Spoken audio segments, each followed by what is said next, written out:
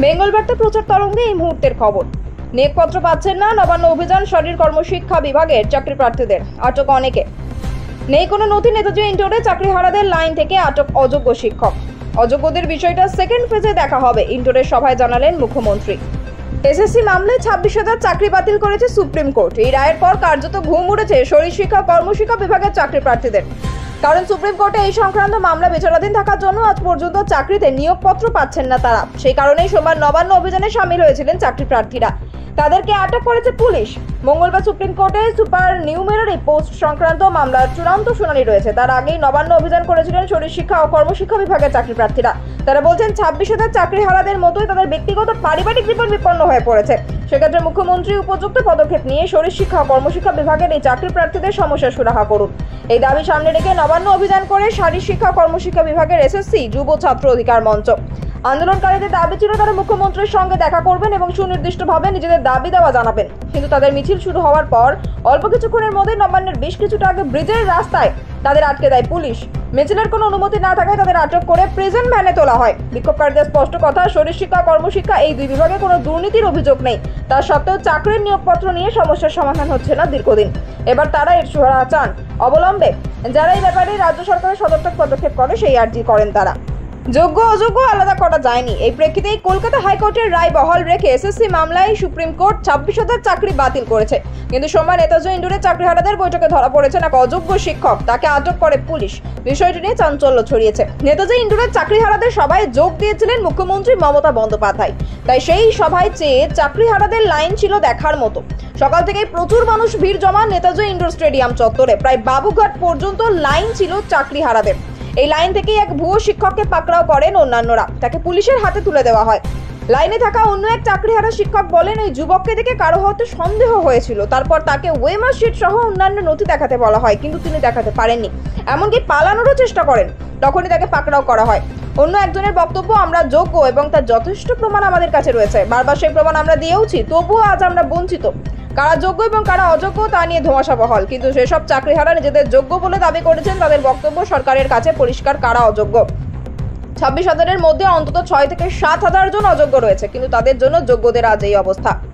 নেতাজি ইন্ডোরের সভা থেকে মুখ্যমন্ত্রী মমতা বন্দ্যোপাধ্যায় অবশ্য বলেছেন, আমি বেঁচে থাকতে কোনো যোগ্য প্রার্থীর চাকরি যাবে না। আমরা কোর্টের কাছে ক্ল্যারিফিকেশন চাইবো, যারা এতদিন কাজ করতেন তারা কি করবেন। নতুন পরীক্ষা দিতে বলেছেন। আগে জানতে চাই যারা শিক্ষক ছিলেন এতদিন তাদের জন্য কি ব্যাখ্যা। স্কুল কে চালাবে এই কথা বলে যোগ্য প্রার্থীদের ভলেন্টারিলি অর্থাৎ স্বেচ্ছায় শিক্ষকতার কাজ চালিয়ে যেতে বলেন মুখ্যমন্ত্রী। সুপ্রিম কোর্টের রায়ে 26,000 জনের চাকরি বাতিল হয়েছে এসএসসি মামলায়। বেতন ফেরত দেওয়ার কথা বলা হয়েছে সেই নির্দেশে। কলকাতা হাইকোর্টের রায় বহাল রেখে এই নির্দেশ দিয়েছিল শীর্ষ আদালত। এবার পাহাড়ের নিয়োগ দুর্নীতি মামলায় 300-র বেশি শিক্ষকের বেতন বন্ধের নির্দেশ দিল কলকাতা হাইকোর্ট। এই ইস্যুতে রাজ্য সরকারকে সময়ও বেঁধে দিয়েছে আদালত। সোমবার এই সংক্রান্ত মামলা শুনানিতে বিচারপতি বিশ্বজিৎ বসু বলেন, 313 জন শিক্ষকের বেতন বন্ধ করতে হবে। এই ব্যাপারে রাজ্যকে শেষ সুযোগ দেওয়া হচ্ছে। আগামী 72 ঘন্টার মধ্যে যদি রাজ্য এই নিয়ে সিদ্ধান্ত না নেয় তাহলে হাইকোর্টে পদক্ষেপ করবে। বেতন বন্ধের নির্দেশ আদালতের পক্ষ থেকেই দেওয়া হবে। এটা থেকে স্পষ্ট, ফের এক নিয়োগ সংক্রান্ত মামলায় বড়সড় ধাক্কা খেল রাজ্য সরকার। জিটিএ নিয়োগ দুর্নীতি মামলায় রাজ্যের কিছু মন্ত্রী আমলার নাম জড়িয়েছে, যা নিয়ে তদন্ত করছে সিআইডি। সোমবার তাদের পক্ষ থেকে স্ট্যাটাস রিপোর্ট জমা দেওয়া হয় হাইকোর্টে। সেই রিপোর্ট দেখে বিচারপতি বসুর মন্তব্য, এখনই 313 জন শিক্ষকদের বেতন বন্ধ করে দেওয়া উচিত। রাজ্য কেন এখনো তাদের বেতন ভার বহন করছে তা বোধগম্য হচ্ছে না আদালতের, এমনই বলেন বিচারপতি। যাদের বেতন বন্ধ করার নির্দেশ দেওয়া হয়েছে তাদের ন্যূনতম প্রশিক্ষণ, শিক্ষাগত যোগ্যতা নিয়ে প্রশ্ন তুলেছে কলকাতা হাইকোর্ট। গত মামলা শুনানিতে এদের কেন বেতন বন্ধ করা হবে না জিটিএকে সেই ব্যাপারে জানাতে বলা হয়েছিল। সেই প্রেক্ষিতে রাজ্য সরকারের সময় বেঁধে দিয়েছেন বিচারপতি বিশ্বজিৎ বসু। আগামী বৃহস্পতিবার এই বিষয়ে চূড়ান্ত সিদ্ধান্ত নেবে আদালত। আদালতের রায়ে চাকরিহারা প্রায় 26,000 শিক্ষক অশিক্ষক কর্মী। এদের মধ্যে কারা যোগ্য কারা অযোগ্য তা নিয়ে বিতর্ক রয়েছে। তবে বিষয়টি যে সহজে সরকার ছেড়ে দেবে না তা এদের নেতাজি ইন্ডোরে সবাই স্পষ্ট করেছেন মুখ্যমন্ত্রী মমতা বন্দ্যোপাধ্যায়। মুখ্যমন্ত্রীর কথাই আইনের পথ খোলা আছে। আমরা সেখান থেকেই আপনাদের ব্যবস্থা করে দেব যাতে কারো চাকরি না যায়। আমরা লড়বো just like a royal Bengal টাইগারের মতো। মমতা বন্দ্যোপাধ্যায় বলেন, নিশ্চিন্ত থাকুন, সকলে ভরসা রাখুন। আগে আমাকে যোগ্যদেরটা ঠিক করতে দিন। যাদের অযোগ্য বলা হচ্ছে তাদের বিরুদ্ধে কি কি এভিডেন্স আছে, কি কারণে অযোগ্য বলছে, কোন এজেন্সি কি বলছে, কি কি কাগজপত্র রয়েছে, টোটালটা সেকেন্ডের ফেজে দেখব। তাদের নিয়ে আলাদা করে মিটিং এর ব্যবস্থা করা হবে। এদিনের সভার শুরুতে মুখ্যমন্ত্রী বলেছিলেন, ভুল করার অধিকার থাকে, কাজ করতে এলে এক আধটা ভুল হয়। সেই ভুল শোধরানোর সুযোগ দিতে হয়। তবে তিনি এও বলেন, যদি তথ্য প্রমাণের ভিত্তিতে প্রমাণিত হয় যে কেউ অযোগ্য, তাহলে হয়তো বিভাগীয়ভাবে কিছু করার থাকবে না, কিন্তু সেটা নিয়ে পরে আলোচনা করা হবে। মুখ্যমন্ত্রীর এই কথা শুনে বিরোধী দলনেতা শুভেন্দু অধিকারী বলেন, রাজ্যের প্রধান প্রশাসক ভাওতা দিচ্ছেন। অযোগ্য প্রার্থীদের ব্যাপারটা সেকেন্ড ফেজে দেখা হবে বলাটাই ভাওতাবাজি। কোনো সরকার আইনি পথে নিয়ম মেনে অযোগ্যদের চাকরি দিতে পারে না, তাহলে লক্ষ লক্ষ যোগ্য ছেলে মেয়েকে বঞ্চিত করা হয়। সুতরাং আমরাও দেখব উনি কি পারেন।